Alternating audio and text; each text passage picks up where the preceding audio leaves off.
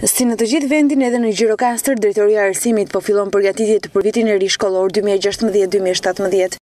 Drejtoresha e Arsimit zonja Lindita Rova ka zhvilluar sot mbledhjen e parë me të gjithë drejtuesit e shkollave në Gjirokastër, ku janë dhënë të gjitha direktivat e përcaktuara nga Ministria e Arsimit dhe Sportit. Data 13 shtator do të jetë dita e parë e shkollës për të gjithë nxënësit e arsimit parauniversitar.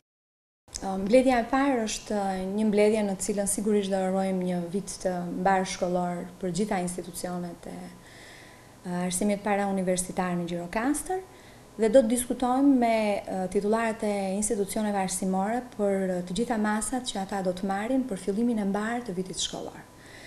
Sigurisht një rëndësi dhe një fokus të veçantë do të ketë për ne gatishmëria e institucioneve arsimore, i cili është një proces që do duhet bëhet në kombinim edhe me njësitë e qeverisjes vendore.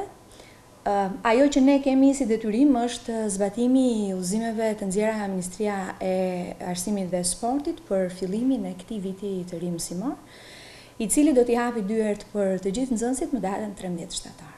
Në udhëzim, shpërndarja e librave fillon në datën 1 shtator deri më datën 13 shtator. Nga informacionet që kemi marrë nga distributorët e librit në Gjirokastër, aktualisht janë duke sjellë librat nga shtëpitë botuese, ka pak mungesa për shkak të mungesave të pullës që vijnë nga Ministria e Financave. Gjithsesi, unë mendoj që në datën 1 shtator në të gjitha institucionet arsimore do të ketë filluar shpërndarja e librit pa mungesa, përveç klasës së 10 të gjimnazeve, të cilët i nështrohen këtë vit për herë të parë kurrikulës së re dhe përzgjedhja e librave të kurrikulës së re do të bëhet më datën 30 gusht.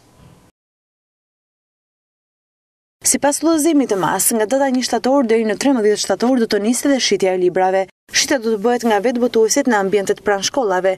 Ministria e Arsimit thotë se botuesit ka marrë masa që çdo nxënës të pajiset me libra, prandaj u bën apel prindërve që brenda kësaj date të blenë tekstet e reja shkollore. Shpërndarja e teksteve nuk do të lejohet të bëhet nga mësuesit apo punonjësit e tjerë arsimor, dhe për këtë qëllim do të jenë distributorët ata të cilët do të dorëzojnë tekstet e reja tek nxënësit. Në krahasim me një vit më parë, çmimi i librave nuk ka ndryshuar. Kështu, për një fëmijë i cili do të fillojë klasën e parë, libra do të kushtojnë 2330 lekë të reja. Më i shtrenjti është çmimi i abetares dhe i matematikës, të cilat kushtojnë 475 lekë dhe 561 lekë, ndërsa më pak kushton edukimi për shoqërinë. Për klasat e tjera çmimi vijon të jetë i njëjtë. Edhe këtë vit qeveria pritet të miratojë një vendim për rimbursimin e çmimit për kategoritë në nevojë. Ndërkohë, viti i ri shkollor do të nisë në datën 13 shtator për të gjitha shkollat nënveçare, për shkollat e mesme dhe ato profesionale. Në rang kombëtar, sipas të dhënave paraprake, janë më shumë se 200.000 nxënës në të gjitha profilet të cilat do të nisin vitin e ri shkollor 2016-2017.